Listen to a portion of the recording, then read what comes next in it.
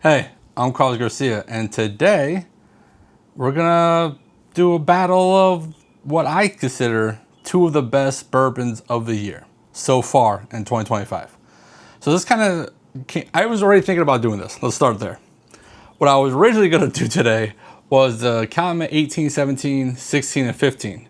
And I was looking for my bottle of 15 and couldn't find it. So I pivoted to this. So it's going to be the Calumet 18, which is MSRP $500, and the Jack Daniel's 14-year-old, which is MSRP about $150.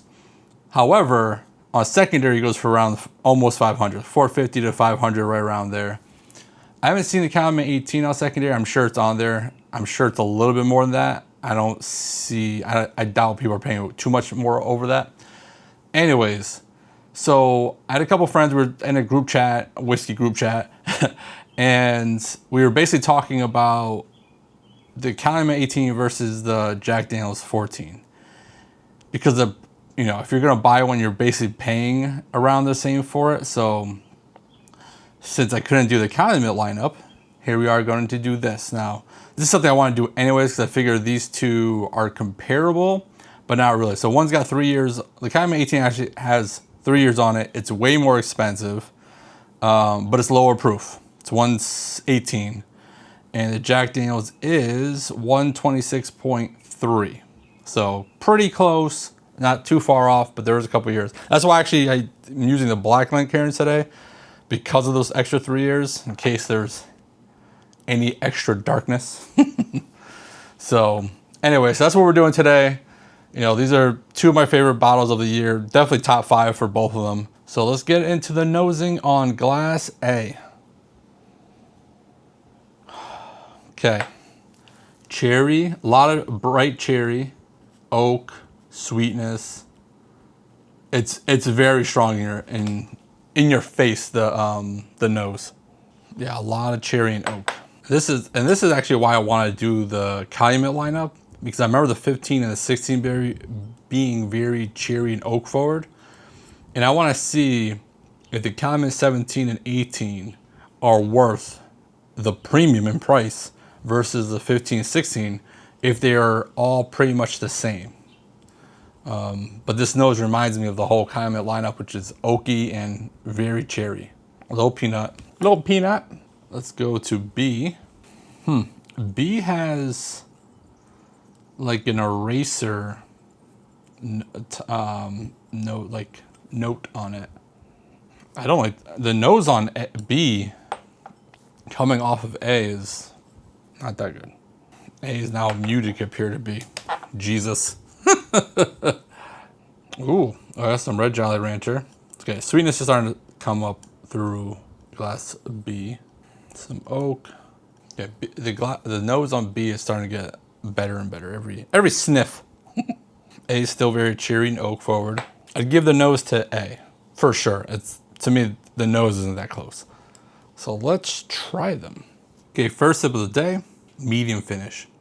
I was almost gonna say short finish, but we'll see how it goes. But very vanilla forward, a lot of oak, a lot of cherry, and then a more medicinal cherry on the finish.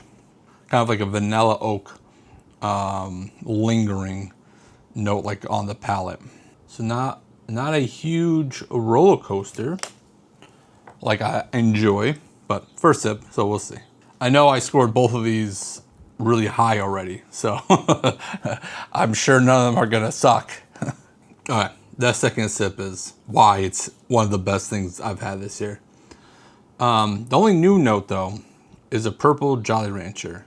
But what that second sip did is a long experience, and it's a lot of rich vanilla, rich oak, nice cherry, that purple Jolly Rancher, like purple sweet, like purple grape candy note was intertwined there too. But it's just so delicious.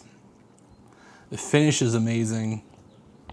It's just a long, nice experience. I do like this a lot. So after the third sip, it's basically the same notes. It's just so long. There's probably like 2 minutes of just like waiting for it to end, because I don't want to go into the second glass until I'm completely done with the first glass.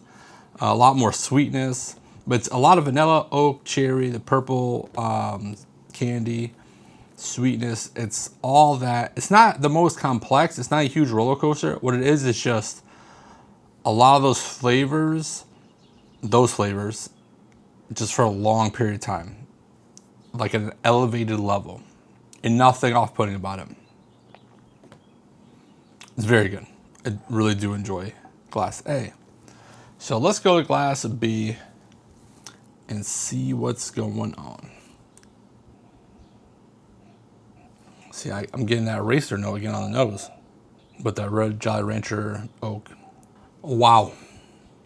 B, the punch to the face. That is sweeter, more candy flavors, and I'll go over them. But man, I'm still kind of enjoying the finish.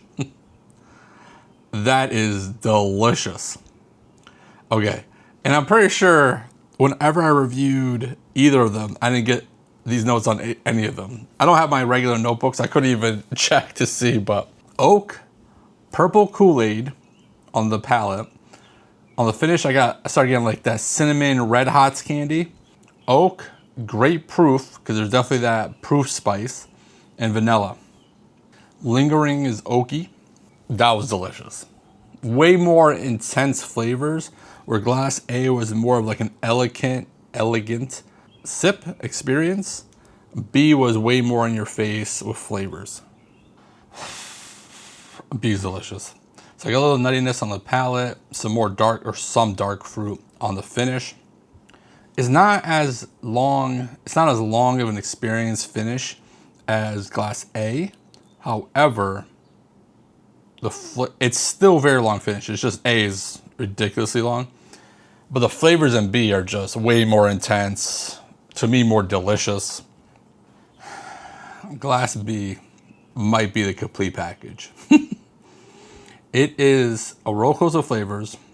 There's just very intense flavors coming and going. The experience is delicious. The flavors are amazing. Got a lot more vanilla and spice on the palate this time. Finish goes on forever. B is more something you can sit down and really dissect and pull a lot of flavors from. Where glass A is just a really good sip, but it's not super complex.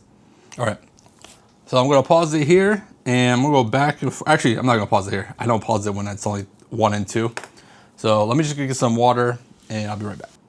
All right, got some water, stepped away, did a couple really quick errands.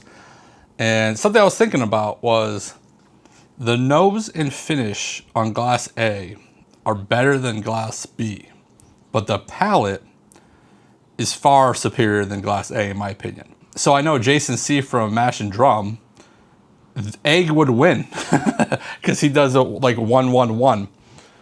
But B for me is, as of right now, going this way, getting definitely a higher score than glass A. I put way more of my scoring into the palate and experience than the nose. The finish definitely plays into it, because if the finish is bad, it definitely brings it down. The nosing for me doesn't get as much relevant into this, isn't that relevant into the scoring. It is, but usually only if it like negatively brings it down, or if it's really good, brings it up. But I care a lot more about the palate and experience. So let's go backwards. Let's just go the opposite way. Okay, I wrote nutty before. This time I got like a little roasted peanut note, which was delicious. The flavors on glass B are just way more intense. Interesting. So on the finish, I got a little savory note. It's just every time I go back to glass B, it's something new. Something new is showing itself. So I scored glass B a 4.75. If that's not the highest score I've given something, I would have to check. It's definitely one of the highest scores I've given something, for sure. I don't really go up above a 4.5 usually, but Glass B is delicious. It is so fucking, oh, it is so good. Let's go Glass A. Well, I did drink water before Glass B, so. Glass A is still so good. It's all the same flavors. Again, it's not the most complex, but the notes that it does have are very, very good. You can tell it's older, like an older bourbon.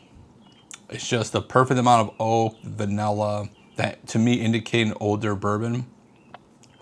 With the sweetness of the cherry, the purple Jolly Rancher, and once again, the finish is way longer and so much better than the finish on Glass B. It's just this beautiful vanilla and oak and some spice. So I'm gonna score Glass A a 4.5 and Glass B a 4.75. I do like Glass B better because of the flavors that you get on the palate, but the nose and finish are better on Glass A. So do with that as you will. So let's see what they are. I'm pretty sure I already know. Right off the nose, I'm pretty sure I knew what it was. So let's see. And yep. All right, so this is what we got. We got the Calumet 18 in Glass A, like I thought, and the Jack Daniel's 14 in Glass B. I guess I didn't think it was gonna go this way, but I really didn't know. I haven't compared these two yet, and I really wanted to. So you're seeing it happen live on TV, your TV, phone, whatever. But let's do a giveaway. The nonsense. So I'm gonna do 1 ounce samples of these because I've already done giveaways for both of these. So I'll continue to do 1 ounce samples for these because I'm sure they'll be featured in other videos. I still wanna do the 18, 17, 16, 15. I'll continue looking for the 15 or just buy another bottle. And I'm sure the 14 will appear in some other videos. So in July, I do plan on doing like a little mini tournament of best bourbons and stuff of the year so far. So it kind of helps me at the end of the year. So I'm not doing too many at the end of the year. Anyways, so enter the giveaway. Like this video, subscribe to the channel, and comment with the hashtag top2, TOP number 2. Because I'm pretty sure these are the top 2 bourbons of 2025. There is that blue note that was like finished in like 20 different things. I think 10 different things. That was also really good. I'm trying to think off the top of my head like what other really good bottles I've had so far this year. I know I really like the Jack Daniel's 12. I like the Calumet 17. So more stuff to come to see what is the best bourbon of the year, but I'm probably gonna hold off until July to do like a little tournament. So I would say for MSRP 500, if you can get the Jack Daniel's 14 at MSRP, I would definitely do that. I would rather pay, now that I have both, I would rather spend the $500 on secondary, probably for a second bottle of a Jack Daniel's 14, rather than getting Calumet 18. I think that's my honest opinion. I'm not mad that I have spent the $500 on the Calumet 18. I think it's delicious. I just think the Jack Daniel's 14 is just so good with the flavors. So hopefully that helps. I know we were talking about this on our group chat, so the guys who watch this channel, hopefully that helps with your purchases in the future. So don't do nothing stupid. And if you do, don't get caught. Bye.